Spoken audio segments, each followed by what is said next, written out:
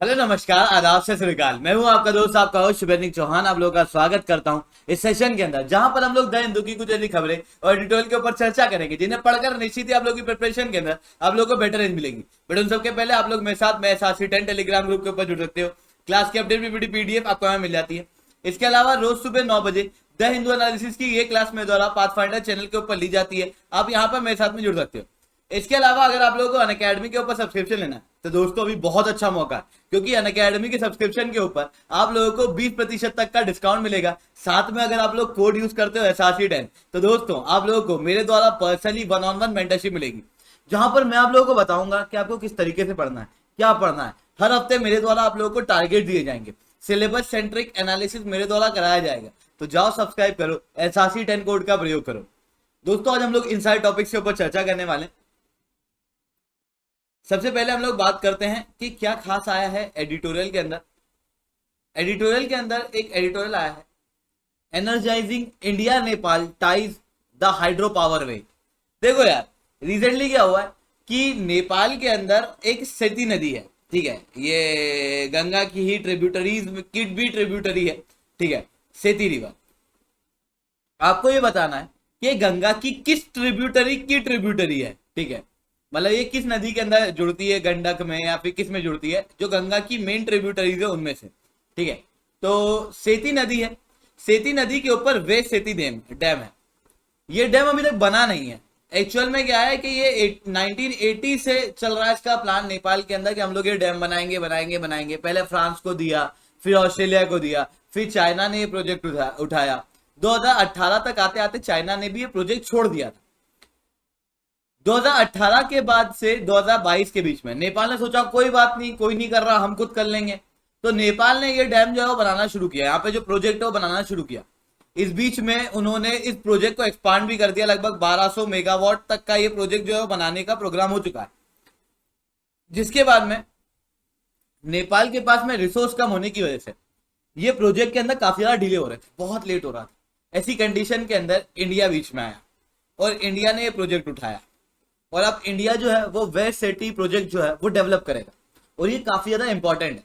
क्यों इंपॉर्टेंट है? क्योंकि ये India Nepal relation point of view से तो इंपॉर्टेंट है ही, साथ में ये इंडिया के कई सारे और चीजों के वजह से भी इंपॉर्टेंट है, जैसे इंडिया की energy security point of view से भी। जो इंडिया के अंदर कई बार गंगा नदियों के अंदर बाढ़ आती है, उसकी वजह से भी ये कॉपरेशन काफी ज्यादा इंपॉर्टेंट है इंडिया और नेपाल के बीच में, ठीक है।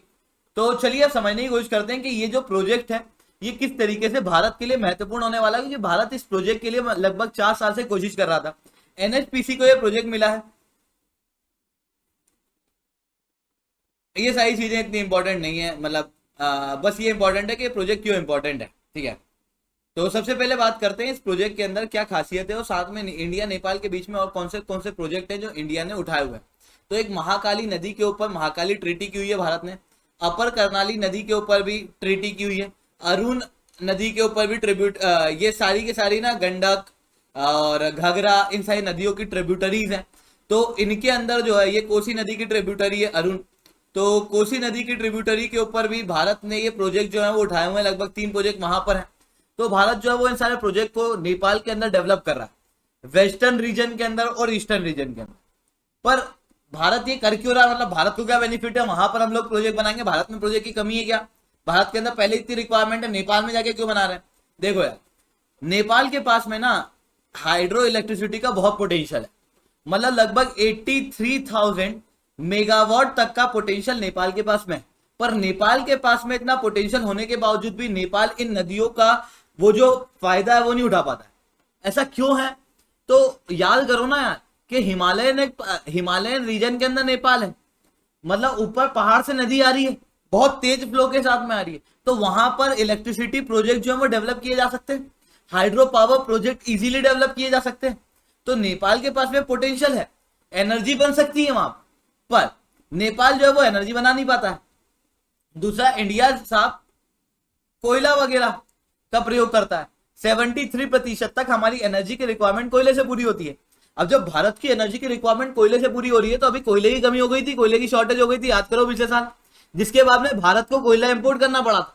अब कोयले से एनर्जी बनाने की वजह से एक तो इंपोर्ट बिल बढ़ रहा है, साथ में क्या हो रहा है कि कोयले से एनर्जी बनाने की वजह से इन्वायरमेंट के अंदर भी नुकसान हो रहा है। अगर क्लीन एनर्जी बनाना है तो नेपाल के अंदर हाइड्रो इलेक्ट्रिसिटी बना के उसके भारत के अंदर भी तो ला सकते हैं।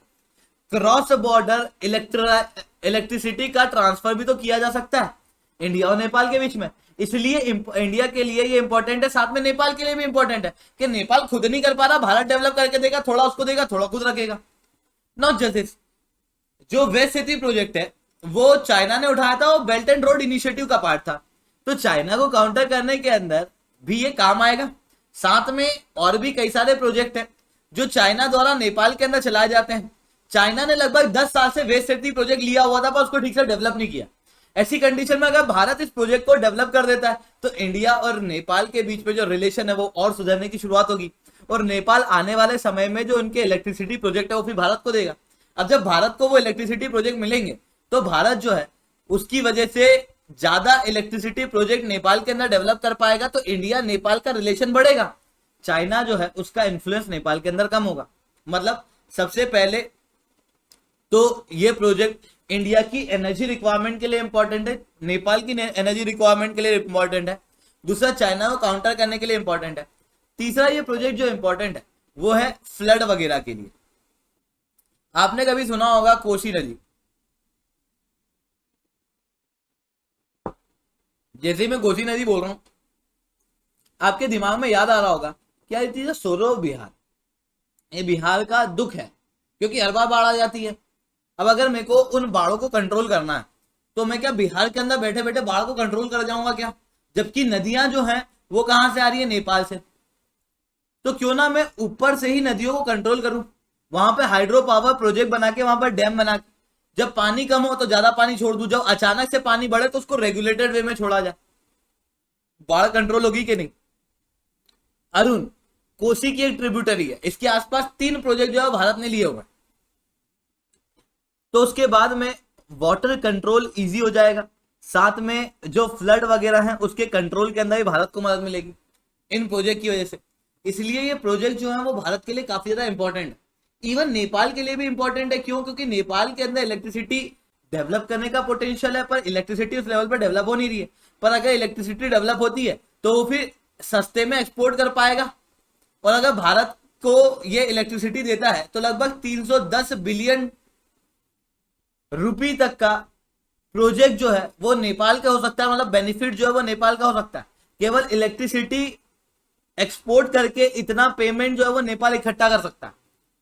साथ में अगर आप देखोगे तो भारत का नॉर्थ ईस्ट वाला रीजन है जहां पर हम लोग बहुत ज्यादा इलेक्ट्रिसिटी वगैरह डेवलप नहीं कर सकते, वहीं यहाँ पर नेपाल है, यहाँ पर भूटान है, इन दोनों के पास में एनर्जी की बहुत ज्यादा कैपेसिटी है, तो इनके साथ में कोलैबोरेट करके इनसे एनर्जी लेके नॉर्थ ईस्ट रीजन के अंदर हम लोग बिजली पहुंचा सकते हैं। साथ में नेपाल भूटान के साथ में हम लोग बांग्लादेश को भी जोड़ सकते हैं, तो एक पूरा रीजनल कोऑपरेशन जो है वो बन सकता है BBIN का, बांग्लादेश भूटान इंडिया नेपाल का, इलेक्ट्रिसिटी पॉइंट ऑफ व्यू से। ठीक है, तो इन सारे पर्सपेक्टिव से ये प्रोजेक्ट काफी ज्यादा इंपॉर्टेंट है। हालांकि ये सारे पर्सपेक्टिव इतने नहीं दिए हुए इस एडिटोरियल के अंदर, पर हम लोगों के लिए ये सारे पर्सपेक्टिव जानना इंपॉर्टेंट है। ठीक है, बाकी इस एडिटोरियल के अंदर और भी कई सारी बातें बताई हुई हैं कि यार ये प्रोजेक्ट का क्या इतिहास था, कौन सी फ्रांस की कंपनी ने उठाया था, कौन सी ऑस्ट्रेलिया की कंपनी ने उठाया था, कौन सी चाइना की कंपनी ने उठाया था। देखो हिंदू जो न्यूज़पेपर लिखा जाता है वो ऐसा नहीं है कि कहीं पे यूपीएससी का बच्चा यानी कि आप बैठे होगे और उसके पॉइंट ऑफ व्यू से लिखा जा रहा है, ये कॉमन ऑडियंस के पॉइंट ऑफ व्यू से लिखा जाता है। इस कारण से कई सारी ऐसी चीजें होती है जो इरेलीवेंट होती है एडिटोरियल के अंदर भी, तो वो मैं हटा देता हूँ। ठीक है, तो वो वाले पार्ट जो है मैंने हटा दिए हैं जो इरेलीवेंट है, जो इंपॉर्टेंट है केवल मैं वो पढ़ा रहा हूँ। ठीक है, वरना बोलोगे कि चाइना वाला क्यों नहीं बताया हमको, तो चाइना के अंदर कौन सी कंपनी वो जान के क्या करोगे? चाइना पीसीएस की तैयारी कर रहे हो क्या, यूपीएससी की तैयारी कर रहे हैं? तो इंडिया के अंदर कौन सी कंपनी को मिला है बस वो इंपॉर्टेंट है, चाइना को मिला था ये इंपॉर्टेंट है, कौन सी कंपनी को मिला था वो चाइना देखे, हमारी दिक्कत नहीं है। ठीक है, अब उसके बाद में बात करते हैं कि यार और क्या स्टेप भारत के द्वारा लिए जा सकते हैं। देखो यार अधिकतर डिस्प्यूट क्या होता है कि नेपाल और इंडिया के बीच में कोई प्रोजेक्ट कोई कोऑपरेशन शुरू होता है, धीरे धीरे करके आके उसके अंदर रोड़े लगना शुरू हो जाते हैं। अभी ये जो प्रोजेक्ट है इसके अंदर $2.04 बिलियन तक का खर्चा बताया जा रहा है, ये खर्चा बहुत ज्यादा है। ऐसी कंडीशन के अंदर इस खर्चे को रैशनलाइज करना भारत के लिए काफी ज्यादा जरूरी है। नेपाल को दूसरी तरफ डर लगा रहता है, क्या डर लगा रहता है? नेपाल का कहना सीधा सा ये है कि अगर हम लोग इंडिया को प्रोजेक्ट देंगे इंडिया जो है वो इलेक्ट्रिसिटी डेवलप करेगा, थोड़ी अपने पास ले जाएगा, थोड़ी हमको देगा, ऐसी कंडीशन में क्या हमारी एनर्जी की रिक्वायरमेंट पूरी होगी? तो इंडिया ने उस चीज के लिए एमओयू साइन किए हुए, रिसेंटली एक एमओयू साइन किया था जिसके तहत भारत बिल्कुल free of cost energy supply करेगा 21.9%। पहले 10% था, उसको बढ़ा के 21.9% कर दिया गया। साथ में बीबीआईएन वाले रीजन के अंदर भी हम लोग इलेक्ट्रिसिटी का सप्लाई जो है बढ़ा सकते हैं। इसके अलावा टेक्स्ट एंड कॉन्टेक्स्ट के अंदर क्या खास है, एक बार बस ये फोटो देखो, कई सारी चीजें आप समझ जाओगे। ठीक है, कि यहाँ पर एक एडिटोरियल आया है, नासा स्पेसक्राफ्ट एस्टेरॉइड कोलिजन। कई बार ना प्री के अंदर क्वेश्चन आए हुए हैं नासा के प्रोजेक्ट से रिलेटेड, साइंस एंड टेक्नोलॉजी के अंदर।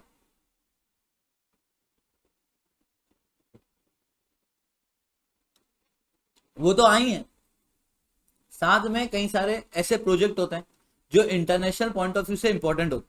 मतलब नासा ने प्रोजेक्ट करा है तो उसका बेनिफिट इंडिया को भी तो मिल सकता है, पूरे वर्ल्ड को मिल सकता है। तो वैसे प्रोजेक्ट के ऊपर भी सवाल आते हैं, जैसे कि हम लोगों को देखने को मिला था इसी साल एक क्वेश्चन आया था जो नासा का मतलब जो जॉइंट प्रोजेक्ट अभी अभी भेजा गया था, ठीक है, अंतरिक्ष के अंदर, उसके ऊपर। तो ऐसे क्वेश्चन जो है वो मेंस के अंदर भी आते हैं, प्री के अंदर भी आते हैं। तो इन थोड़े से मतलब जो काफी ज्यादा इंपॉर्टेंट प्रोजेक्ट होते हैं केवल उनको पढ़ो, क्योंकि नासा आए दिन कुछ ना कुछ प्रोजेक्ट निकालता है। ठीक है, तो एक बहुत ही इंपॉर्टेंट प्रोजेक्ट जो है वो नासा के द्वारा चलाया गया है जिसने किक टेक्नोलॉजी का प्रयोग किया है। किक टेक्नोलॉजी क्या होती है?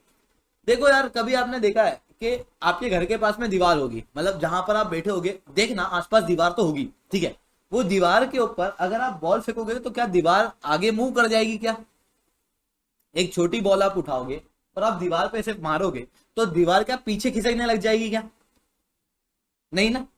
पर अगर आप दीवार के ऊपर बॉल बहुत तेजी से मारो, मतलब इतनी तेजी से कि 23,000 किलोमीटर प्रति घंटे से, इतनी स्पीड से, तो फिर आपको क्या लगता है क्या होगा?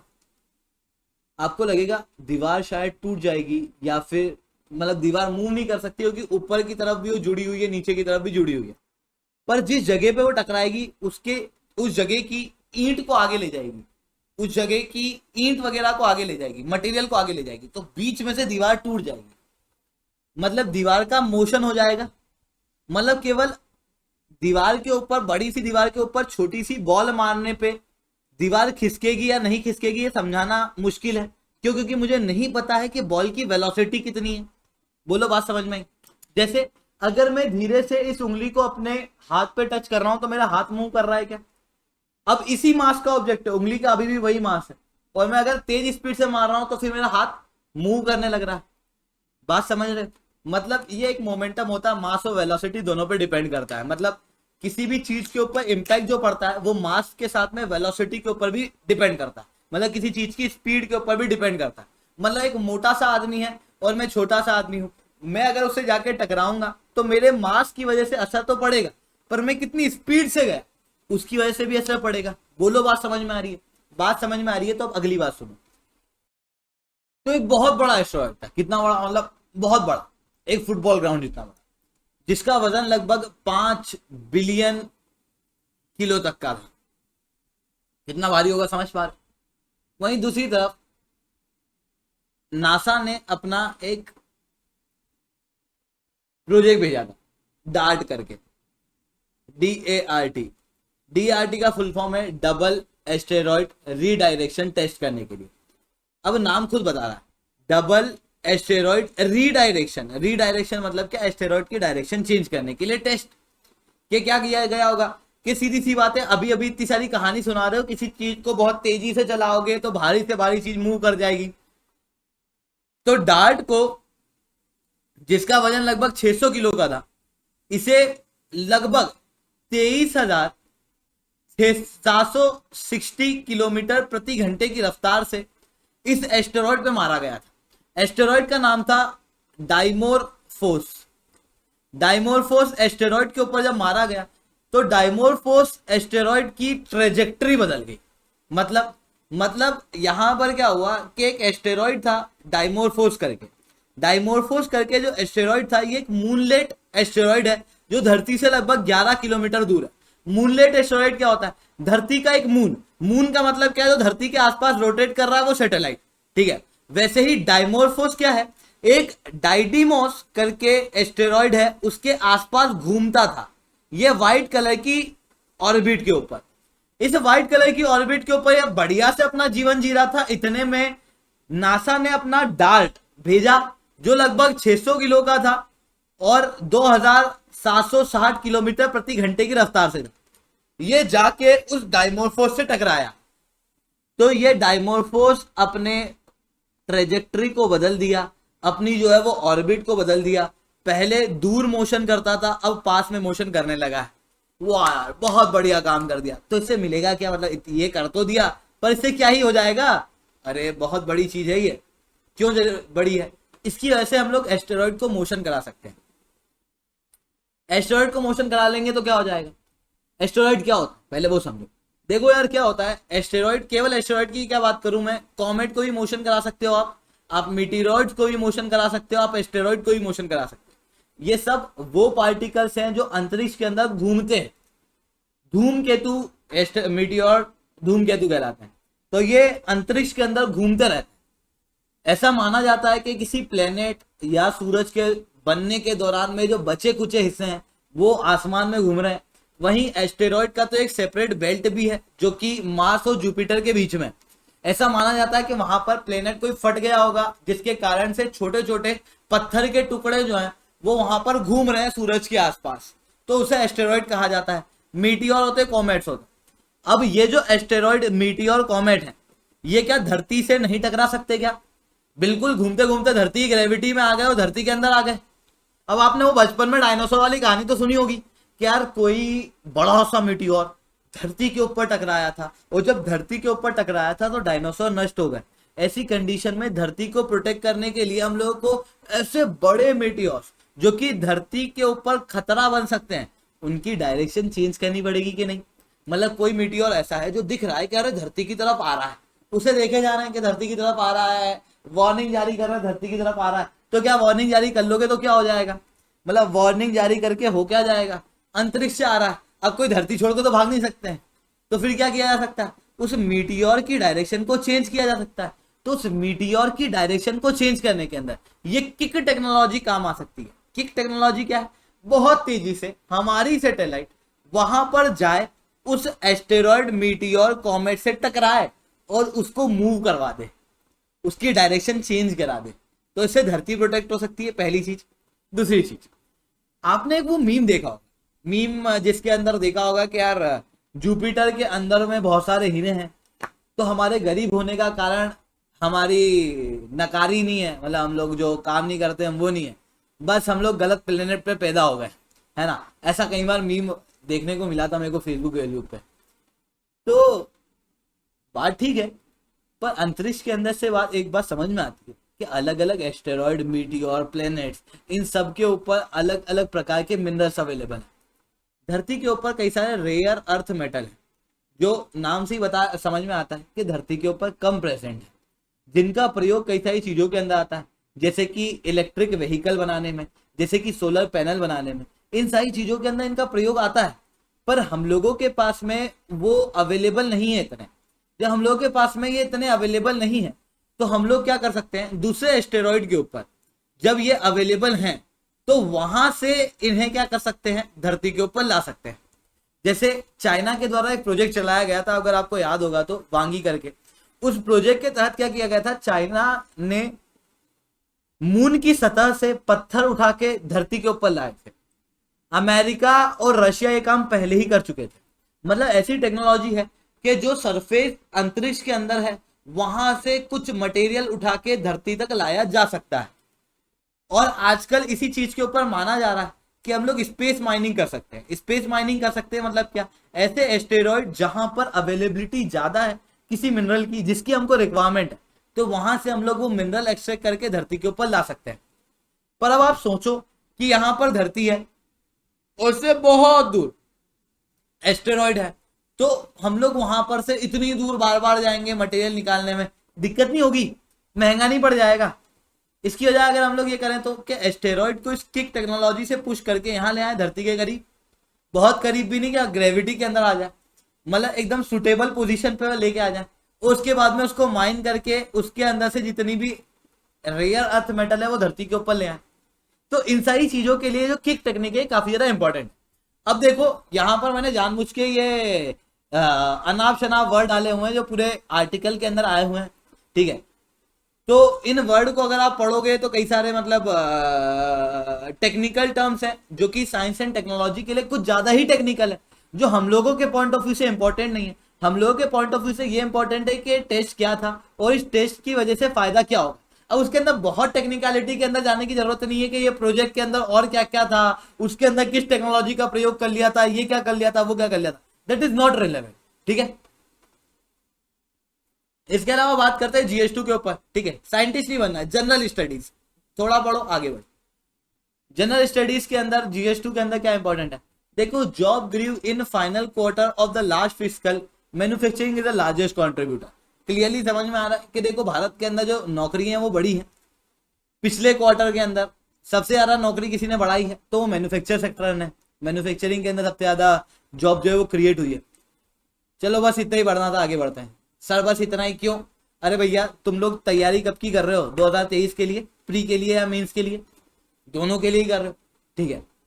क्या 2023 में जस्ट अभी वाला क्वार्टर काम आएगा क्या, तब तक तो 3 क्वार्टर और निकल जाएंगे, तब तक नए डाटा आ जाएंगे। तो हम लोग इसको डिटेल में इसीलिए नहीं पढ़ रहे हैं। अगर आप लोग खुद से न्यूज़पेपर पढ़ते हो तो उस दौरान में इस तरीके की खबरें जो बहुत ज्यादा डायनेमिक है इनको मत छुआ करो, ठीक है। ये दिखने में लगती है कि हाँ चलो इंपॉर्टेंट है, पर नहीं है इंपॉर्टेंट, बहुत डायनेमिक है। इसके अलावा मैंने कल आपको बताया था, अगर आपको याद आ रहा होगा तो, कि सुप्रीम कोर्ट के अंदर यूट्यूब के ऊपर स्ट्रीमिंग की जाएगी, मतलब जो सुप्रीम कोर्ट के अंदर केसेस चलते हैं ना, उन केसेस की पूरी सुनवाई यूट्यूब के ऊपर दिखाई जाएगी, और वो चीज कल की गई। मैंने बताया था कि जो नए chief justice of India UU Lalit, उन्होंने कहा था कि इस तरीके की चीज करेंगे और वो चीज कर दी है। इसके ऊपर मैंने डिटेल में ऑलरेडी डिस्कस कर दिया, तो हम लोग वापस से इसके ऊपर डिस्कस नहीं कर, ठीक है। यहाँ पर अब क्या बताया गया, अब बताया गया कि स्ट्रीमिंग कर दी, 8 लाख लोग इसको लाइव देख रहे थे, ये कर रहे थे, वो कर रहे थे, क्या जरूरत है पढ़ने की, ठीक है। बस ये इंपॉर्टेंट है कि क्या था और ये हमारे लिए क्यों इंपॉर्टेंट था, इसके अंदर क्या कमी थी, ठीक है। इसके अलावा जीएस3 के ऊपर बात करते हैं। जीएस3 के अंदर क्या खास है, गवर्नमेंट ने एक ऐप बनाया, ये इंपॉर्टेंट है क्योंकि ऐप बदला नहीं जाता, तो ऐप तो है ही, ये आपके आंसर वगैरह के अंदर चीजें काम आती है, वाटर को सेव करने के अंदर। गवर्नमेंट ने एक ऐप बनाया है जिसके अंदर ग्राउंड वाटर लेवल को देखा जा सकता है, समझा जा सकता है, एक डाटा कैप्चर किया जा सकता है। मतलब ग्राउंड वाटर लेवल का डाटा कैप्चर करने के लिए बार बार सर्वे करने वाले को आने की जरूरत नहीं है। हर एक ग्रामीण क्षेत्र के अंदर 2-3 वेल के अंदर से इस ऐप का प्रयोग किया जाएगा और पता लगा लिया जाएगा कितना वाटर लेवल जो है वो यहाँ पर प्रेजेंट है ग्राउंड वाटर के अंदर। 2021 के अंदर एक रिपोर्ट निकली थी, 2021 की एक रिपोर्ट बताती है कि सेंट्रल ग्राउंड वाटर बोर्ड के अनुसार पूरे भारत के अंदर वाटर की कमी जो है वो देखने को मिल रही है, ग्राउंड वाटर का ओवर एक्सट्रैक्शन किया जा रहा है। हालांकि तमिलनाडु, कर्नाटक, तेलंगाना जैसे राज्य हैं जिन्होंने अपने ग्राउंड वाटर को रिचार्ज करने में काफी मेहनत की और ग्राउंड वाटर को रिचार्ज भी कर लिया, दक्षिण राज्य। वहीं कई सारे ऐसे भी राज्य हैं, खास रूप से पंजाब, हरियाणा, राजस्थान, नॉर्थ वेस्ट वाले राज्य जो पानी को बहुत ज्यादा एक्सट्रैक्ट करके एग्रीकल्चर करते हैं, तो वहां पर भारी मात्रा में ग्राउंड वाटर का डिप्लीशन जो है वो देखने को मिल रहा है। ऐसा सेंट्रल ग्राउंड वाटर बोर्ड ने उस समय पे बताया था। अब ये ग्राउंड वाटर का ओवर एक्सट्रैक्शन क्यों प्रॉब्लमेटिक है, थोड़ा सा वो बात को समझ लो। देखो यार क्या होता है कि ग्राउंड वाटर का ओवर एक्सट्रैक्शन हो क्यों रहा, पहले ये समझता हूं। तो ग्राउंड वाटर का ओवर एक्सट्रैक्शन इसलिए हो रहा है क्योंकि अर्बनाइजेशन सेंट्रिक वे में हो रहा है, मतलब रैपिड अर्बनाइजेशन। पहले लोग ग्रामीण क्षेत्रों के अंदर रहते थे, ये ग्रामीण क्षेत्र है, यहाँ पे रहते थे इतने बड़े एरिया के अंदर। अब वहां से शिफ्ट होके इनके बीच में जो एक शहर था वहां पर आ, तो शहर के अंदर आबादी बढ़ रही है, शहर की पानी की रिक्वायरमेंट बढ़ रही है, तो वो ग्राउंड वाटर से पानी खींच रहा है, जिसके कारण से ग्राउंड के अंदर पानी जो है वो लगातार कम होता जा रहा है। फर्स्ट थिंग क्लियर हुई कि नहीं, रैपिड अर्बनाइजेशन। दूसरा है अनसस्टेनेबल एग्रीकल्चर प्रैक्टिसेस। चावल को उगाने के लिए पानी ज्यादा लगता है, पर पंजाब हरियाणा के अंदर इतना पानी नहीं होता, मतलब इतनी रेनफॉल नहीं होती, तो वो लोग क्या करते हैं, ग्राउंड के अंदर से पानी निकालते, तो over extraction of ground water. और जब over extraction of ground water होता है तो उसकी वजह से ग्राउंड वाटर जो है वो लगातार कम होता हुआ दिखाई देता है। ठीक है, और भी कई सारी चीजों के अंदर, क्योंकि लगातार आबादी बढ़ रही है, पॉपुलेशन बढ़ रही है, तो ग्राउंड वाटर जो है वो कम हो रहा है। साथ में 1951 के बाद से अभी तक लगभग 6% तक मानसून के अंदर कमी देखने को मिली है, जिसके कारण भी ग्राउंड वाटर जो है वो कम होता हुआ दिखाई देता है। ठीक है, तो कुछ मेन मेड कारण है, कुछ नेचुरल कारण है, जिसकी वजह से ग्राउंड वाटर जो है वो कम हो रहा है। अब इस ग्राउंड वाटर के कम होने की वजह से इंपैक्ट क्या होता है, इसके अंदर एनवायरमेंटल इंपैक्ट पड़ते हैं, इसके अंदर इकोनॉमिकल इंपैक्ट पड़ते हैं, और इसकी वजह से सोशल इंपैक्ट पड़ता है। ईईएस फ्रेमवर्क, ठीक है, जब भी किसी एनवायरमेंट से रिलेटेड चीज को एनालाइज करो तो वो ईईएस फ्रेमवर्क के ऊपर काम करता है, एनवायरमेंट, इकोनॉमी और सोसाइटी। ठीक है, वैसे ये स्टेपल टेक्निक का ही शॉर्ट फॉर्म है। किसी भी चीज को अगर आप एनालाइज कर रहे हो कि इसके इंपैक्ट कहां कहां पड़ेंगे, तो वो 5 आधार पर किए जाते हैं। ठीक है, आपके आंसर का फ्रेमवर्क होता है। सोसाइटल आधार पे, टेक्नोलॉजिकल आधार पे, पर ग्राउंड वाटर में क्या टेक्नोलॉजी लगाओगे, एग्रीकल्चर पे क्या असर पड़ेगा, लीगल पर्सपेक्टिव पे, इकोनॉमी और एनवायरमेंट पे। ठीक है, तो यहां पर लॉ के ऊपर कोई असर नहीं पड़ेगा, ग्राउंड वाटर का ज्यादा एक्सट्रैक्शन होगा तो एनवायरमेंट, इकोनॉमी और सोसाइटी के ऊपर असर पड़ेगा। ईईएस फ्रेमवर्क यहां से निकल के आ जाता है। अब जब मैं इन्वायरमेंट की बात कर रहा हूं कि इन्वायरमेंट के अंदर क्या हो रहा है, तो समझना यार, अगर ग्राउंड वाटर उसको बहुत ज्यादा एक्सट्रैक्ट कर रहे तो धरती के अंदर ये पानी है, ये पानी धरती के अंदर पहुंचा कैसे, मान लो कि ये धरती की सरफेस थी, यहां पर ये पेड़ पौधे थे।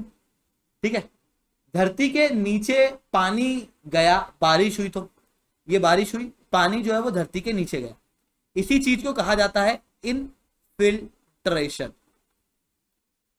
सॉरी, उधर दिख नहीं रहा होगा, सॉरी सर, मेरे पीछे आ गया। ये है धरती, यहां पर पेड़ है, और यहां पर क्या हो रही होगी, बारिश हो रही होगी। ये बारिश हो रही है, बढ़िया, एकदम लाल कलर की खून की बारिश। ये जो पानी है ये धरती के अंदर गया, इसी चीज को हम लोग कहते हैं इनफिल्ट्रेशन। ये अंदर क्यों गया, क्योंकि रॉक जो है वो पोरस है, सॉइल वगैरह है, पर एक समय ऐसा आएगा ना कि धरती के अंदर ऐसा रॉक आएगा जो कि पोरस नहीं होगा, ऐसा रॉक आ जाएगा जो कि नॉन पोरस होगा, जो कि इम्परमिएबल होगा, तो पानी जो है वो उसके ऊपर जाके ठहर जाएगा। तो यहां पर हम लोगों को क्या मिलेगा, एक बड़ा सा इलाका मिलेगा जहां पर पानी जो है वो अवेलेबल हो जाएगा, इस तरीके से। इसी चीज को कहा जाता है एक्वीफर। क्या कहा जाता है, एक्वीफर।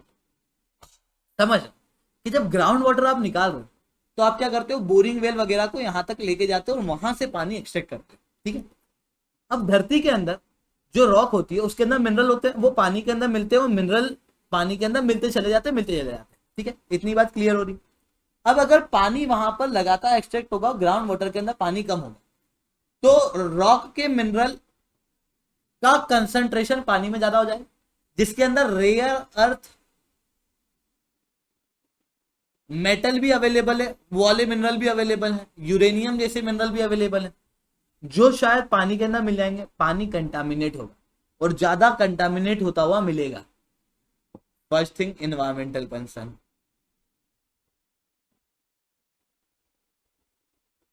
पेड़ों के पास में पानी कहां से आ रहा है, पेड़ भी यही ग्राउंड वाटर, ग्राउंड के अंदर से पानी खींच रहे। अगर आप बहुत ज्यादा पानी को एक्सट्रैक्ट करोगे तो उसकी वजह से पेड़ जो है वो सूखने लगेंगे, सूखने लगेंगे तो दूसरे जानवरों के ऊपर असर पड़ेगा, बायोडाइवर्सिटी जो है वो कम होगी। कई सारे जानवर ऐसे हैं जो धरती के अंदर रहते हैं, उनको भी पानी की कमी जो है वो महसूस होगी। इसके अलावा यहाँ पर इकोनॉमिक कारण, आप समझो कि धरती है ना, धरती के अंदर एक छोटा सा रीजन है जहां पर पूरा पानी अवेलेबल है। अब जब आप यहाँ पर से पानी खींच रहे हो तो यहां से पानी जो है वो कम होता जाएगा। यहां पर इस तरीके से ऊपर रॉक है, ये व्हाइट कलर की ऊपर रॉक है पूरी, नीचे रॉक है और बीच में पानी है। अब अगर ये पानी कम हो रहा है, ये पानी मान लो यहां से कम हो गया, डोंट यू थिंक के बीच में गैप बनती जा रही है, ये जगह गैप होती जा रही है, खुला होता जा रहा है, खाली होता जा रहा है। अब वो जो गैप है, क्या वो गैप रहेगी क्या, ग्रेविटी अपना काम नहीं दिखाएगी क्या, बिल्कुल दिखाएगी, जिसके कारण से लैंड सब्सिड होने लगेगी। लैंड सब्सिड होगी तो सब जगह एक जैसी होगी क्या, नहीं, अलग अलग जगह अलग अलग होगी। कई बार आपने ऐसा देखा होगा कि जो पुराने घर होते हैं ना, वो सीधे नहीं रहते, वो टेढ़े हो जाते हैं थोड़े।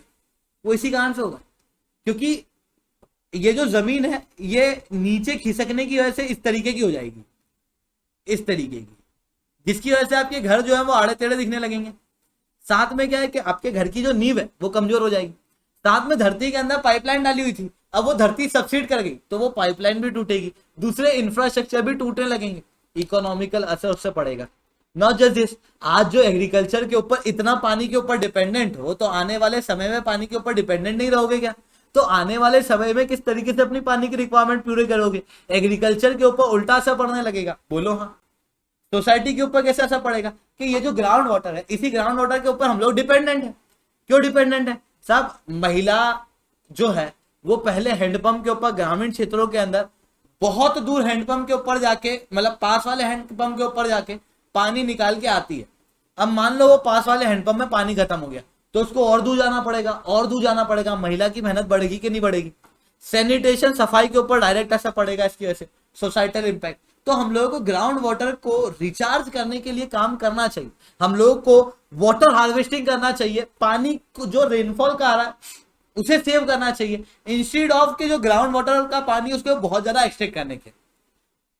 ये रिक्वायरमेंट अभी क्यों है? क्योंकि अभी तो क्लाइमेट चेंज के इशू मैंने बताया ही नहीं। क्लाइमेट चेंज के इशू जब होंगे, जब एक्सट्रीम क्लाइमेटिक इवेंट होंगे, तो उसकी वजह से ग्राउंड वाटर के ऊपर डायरेक्ट असर पड़ेगा। क्योंकि आने वाले समय में भारत की आबादी बढ़ेगी, तो भारत की बढ़ती आबादी के साथ में फूड सिक्योरिटी को भी ध्यान में रखना है और एग्रीकल्चर के लिए वो पानी अवेलेबल कराना है। एग्रीकल्चर के लिए अगर वो पानी अवेलेबल कराना है तो सोचो थोड़ा सा कि क्या इस ग्राउंड वाटर की आवश्यकता नहीं पड़ेगी क्या आपको? बिल्कुल पड़ेगी। तो सस्टेनेबल रूप से जितनी तेजी से रिचार्ज हो रहा है उतनी ही तेजी से निकालें, बहुत ज्यादा तेजी से नहीं निकालें, ठीक है? जब आप रिचार्ज होने से ज्यादा तेजी से पानी निकालने लगते हैं तो गड़बड़ है, वरना निकालने में गड़बड़ नहीं, ठीक है? तो सस्टेनेबल रूप से पानी निकालना काफी ज्यादा जरूरी है। बोलो बात समझ में? तो ओवरऑल रूप से ये जो ऐप बनाया गया है ये जलदूत ऐप है, पर इंपॉर्टेंट ये ग्राउंड वाटर डिप्लीशन ये क्या है, इसकी वजह से असर क्या पड़ते हैं, ठीक है? इसके अलावा आर्मी ने लॉन्ग रेंज वेपन और medium range weapon northern border के ऊपर लेके गई है। जैसे ये इंडियन आर्मी है तो ऊपर स्टैंड ऑफ हो चुका है इंडिया और चाइना के बीच में पहले से ही है। ऐसी कंडीशन में भारत ने अपने जितने वेपन थे मीडियम रेंज, लॉन्ग रेंज, उन सबको यहाँ पर खड़ा कर दिया। तो उसके बावजूद भी आर्मी की, इंडियन मिलिट्री की जो कैपेसिटी है वो कम दिखाई दे रही थी। हालांकि ये कैपेसिटी बढ़ती हुई दिखेगी जब भारत के द्वारा और नए वेपन जो है वो अभी आएंगे। जैसे हम लोग K9 वज्रविजार जो है वो लेने वाले हैं लगभग 100 की मात्रा में। साथ में M777 अल्ट्रा लाइट होवित्जार भी हम लोग लेने वाले हैं। धनुष जो है वो भारत के अंदर आने वाला है जो कि भारत की कैपेसिटी को बढ़ा देगा। पर ये कोई पहली बार का इंपोर्ट नहीं है हमारा, हम लोग इसके पहले से कई बार इंपोर्ट करते हैं। तो भारत की कैपेबिलिटी कम क्यों है और कैपेबिलिटी बढ़ाने के लिए क्या किया जाए? सिंपल सा क्वेश्चन दिमाग के अंदर आ रहा होगा। देखो यार, भारत की और कैपेबिलिटी बढ़ाना क्यों है, एक ये भी इशू है। देखो, भारत को अपनी आर्मी की, अपने वेपन की कैपेबिलिटी इसलिए बढ़ाना है क्योंकि नॉर्दर्न बॉर्डर चाइना और पाकिस्तान दोनों से डिस्प्यूट में है। कभी भी अटैक वटैक कर दे तो क्या भरोसा। ऐसी कंडीशन में हम लोगों को हमारी आर्मी को मजबूत रखना चाहिए कि नहीं रखना चाहिए? बिल्कुल रखना चाहिए। पहला कारण नॉर्दर्न बॉर्डर। दूसरा कारण क्या है? दूसरा कारण, एक बहुत बड़ा कारण ये है कि जो इंडियन आर्मी है वो मतलब इंडिया जो है वो अपने रीजन के अंदर अपना इन्फ्लुएंस बढ़ाना चाहती है, पूरे रीजन के अंदर नेट सिक्योरिटी प्रोवाइडर बनना चाहती है। पर नेट सिक्योरिटी प्रोवाइडर कब बनेगी? जब हमारे पास में सिक्योरिटी होगी, जब हमारे वेपन उस लेवल के होंगे। इसलिए तीसरा कि हम लोगों को दूसरे देशों को डरा के रखना है, ऐसा नहीं कोई हमारे ऊपर आके चढ़ जाए। तो डिटरेंस क्रिएट करने के लिए हम लोगों को हमारी आर्मी और नेवी वगैरह की कैपेबिलिटी बढ़ाना पड़ेगी। अब आर्मी, नेवी, एयरफोर्स केवल क्या लड़ाई में काम आ रही है क्या आपको? अरे कहीं पर डिजास्टर आता है वहां पर भी तो काम आती है। तो एक्स्ट्रा कॉम्बैट ऑपरेशन के अंदर भी ये कैपेबिलिटी बढ़ना जरूरी है इंडियन आर्मी की, ठीक है? जिसके लिए इंडियन आर्मी, नेवी वगैरह जितनी भी डिफेंस फोर्सेस हैं, इसकी कैपेबिलिटी बढ़ाने के लिए भारत क्या कर रहा है? इसकी कैपेबिलिटी बढ़ाने के लिए रीऑर्गेनाइजेशन किया जा रहा है। जैसे कि आप थिएटर कमांड वगैरह देख रहे हो, है ना, चीफ ऑफ डिफेंस स्टाफ देख रहे हो, आईबीजी ग्रुप बनाया जा रहा है, आर्मी का रीऑर्गेनाइजेशन किया जा रहा है ताकि आर्मी जो है वो ज्यादा इफेक्टिव वे से रिस्पॉन्ड कर सके। दूसरा, कैपेबिलिटी बढ़ाने के लिए क्या किया जा रहा है कि दूसरे देशों के साथ में कोलैबोरेट करके नए नए इक्विपमेंट बनाए जा रहे हैं। जैसे ब्रह्मोस रशिया के साथ में मिलकर बनाया गया, ठीक है, जैसे AK-203 अमेठी के अंदर बनाई जा रही, ये सारी चीजें। साथ में हम लोग इंपोर्ट कर रहे हैं कई सारी चीजों का, ये तो पहले भी कर रहे थे, आजकल क्या खास कर रहे हैं, दूसरी टेक्नोलॉजी भी ले रहे हैं। मतलब किसी चीज का अगर इंपोर्ट करते हैं तो हम लोग टेक्नोलॉजी का इंपोर्ट करते हैं, हम लोग केवल इक्विपमेंट का इंपोर्ट नहीं कर रहे। तो ये चीजें जो भारत सरकार द्वारा की जा रही है भारत की कैपेबिलिटी बढ़ाने के अंदर, पर इन सब में एक बहुत बड़ा इशू है कि भारत अभी भी इंपोर्ट डिपेंडेंट ज्यादा है अपने डिफेंस को लेके। जब इंपोर्ट डिपेंडेंट है तो फिर क्या हो रहा है, सोचना कि सामान जब इंपोर्ट कर रहा है तो आपको क्या लग रहा है, सस्ता मिलेगा क्या? बिल्कुल नहीं, महंगा मिलेगा। अब जब सामान महंगा मिल रहा है तो फिर महंगा सामान भारत को पड़ेगा, तो भारत जो इक्विपमेंट 100 रुपए का बजट है, बजट फिक्स है, 100 रुपए के बजट में अगर 5 चीज जो खरीद सकता है, खरीद रहा है, वो अगर खुद से बनाए तो शायद 10 चीज खरीद बना सकेगा, 10 इक्विपमेंट बना सकेगा। तो भारत के पास में जो नंबर ऑफ डिफेंस इक्विपमेंट है वो कम हो जाता है क्योंकि इंपोर्ट ज्यादा है, क्योंकि महंगा इंपोर्ट करना, तो नंबर ऑफ इक्विपमेंट इसी कारण से भारत के पास में कम है। जो इक्विपमेंट अवेलेबल है उसके अंदर भी अजीबोगरीब कॉन्ट्रैक्ट, जैसे रशिया ने हमको कवलरी क्लास की सबमरीन दी थी, उस सबमरीन के अंदर ये है कि हम लोग उसे युद्ध के अंदर यूज नहीं करते, अगर हम लोग उससे यूज करेंगे तो हम लोग केवल उसे ऑपरेशन वगैरह के अंदर, ट्रेनिंग वगैरह के अंदर यूज करेंगे, इस तरीके की चीजें, ठीक है। भारत के अंदर प्राइवेट ग्रुप का पार्टिसिपेशन नहीं है, गवर्नमेंट ही सब कुछ कर रही है, जिसके कारण से हम लोग इंपोर्ट डिपेंडेंट ज्यादा है, महंगा जो है वो सामान ज्यादा है, जिसके कारण से कम सामान है, जिसके कारण से आपको क्या दिखेगा कि भारत के पास में जो अवेलेबिलिटी ऑफ इक्विपमेंट है वो कम है, साथ में पुरानी टेक्नोलॉजी की। अब महंगा खरीदा है, 10 साल पहले भी खरीदा, अब उसको ज्यादा घिसेंगे कि नहीं घिसेंगे, क्योंकि वापस से महंगा थोड़ी खरीद सकते हैं। तो फिर भारत को क्या करना चाहिए, आत्मनिर्भर भारत, इंडिया की डिफेंस कैपेबिलिटी को बढ़ाने के लिए। इसके अलावा फॉरेन टूरिस्ट इतना कोई बहुत इंपॉर्टेंट नहीं है, बस सुनने के लिए सुन लो, कहीं लिखना मत इस टॉपिक को, जरूरी नहीं है इसको नोट बनाना, ठीक है। इसके अलावा जिनको भी मैंने डिटेल में बताया है अभी तक सारी चीजें नोट्स बनाने काबिल थी, जो नहीं होती वो मैं बता देता हूँ कि किसके नोट्स नहीं बनाना। तो कोविड-19 पेंडेमिक के रेस्ट्रिक्शन के दौरान में भारत के अंदर लगभग 44.5% टूरिस्ट के अंदर कमी देखने को मिली। 2020 के अंदर 2.74 मिलियन टूरिस्ट भारत के अंदर आए थे, 2021 के अंदर 1.52 मिलियन आए थे, और अभी वापस से देखने को मिल रहा है कि भारत के अंदर नंबर ऑफ जो टूरिस्ट हैं वो बढ़ रहे हैं, पर अभी इसका ऑफिशियल डाटा निकला नहीं है। हालांकि एनआरआई जो है वो भारत के अंदर ज्यादा आए थे 2021 में, क्योंकि दूसरे देश के अंदर चाइना वगैरह के अंदर थे, वहां पर थे तो डर लग रहा था कि अरे भैया क्या होगा, तो ऐसी कंडीशन में अपने घर आए। घर आने के बाद में यहाँ पर, और कुछ लोग अपने घर में ही थे छुट्टियों के दौरान, जब घर में ही थे तो उस दौरान में क्या हुआ कि लॉकडाउन लग गया तो बाहर जा नहीं पाए, तो एनआरआई जो है वो भारत के अंदर ज्यादा समय तक रहे, ये यहाँ पर क्लियरली आपको दिखेगा। इसके अलावा 15 देशों से foreign tourist US, UK, Bangladesh, Canada, Nepal, Afghanistan और ऑस्ट्रेलिया से भारत के अंदर ज्यादा आते हैं, ठीक है। साथ में भारत से लोग यूएई सबसे ज्यादा जाते हैं, फिर यूएस, फिर कतर, ओमान और यूके, ठीक है। तो दोस्तों आज के लिए इतना ही रखते हैं। लेक्चर अच्छा लगा तो लाइक करो, लेक्चर बहुत अच्छा लगा तो ऐसा कमेंट करो। अगर आप लोगों को अनअकैडमी के ऊपर सब्सक्रिप्शन लेना है दोस्तों, तो आप लोग कोड यूज कर सकते हो SRC टाइम, जिसके बाद में आप लोगों को मेरे द्वारा पर्सनली वन-ऑन-वन मेंटरशिप मिलेगी। तो दोस्तों आज के लिए इतना ही। इसके अलावा भी बहुत सारी खबरें आती है न्यूज़पेपर के अंदर, दूसरे टीचर पढ़ाते भी हैं, मैं भी देखता हूँ, बट मेरे को ये अच्छे से पता है कि वो इंपॉर्टेंट नहीं है टॉपिक्स, ठीक है। तो वो टॉपिक्स मैं अलग से कवर नहीं कराता हूँ, ठीक है। जो यूपीएससी सेंट्रिक इंपॉर्टेंट है केवल हम लोग उसके ऊपर चर्चा करते हैं। क्यों इंपॉर्टेंट है वो मैं आपको ऑलरेडी बता चुका होता हूँ कि प्रीवियस ईयर के क्वेश्चन बताते हैं, प्रीवियस ईयर का सिलेबस बताता है, ठीक है। तो दोस्तों आज के लिए इतना ही रखते हैं। That's all from my side. जय हिंद, जय भारत।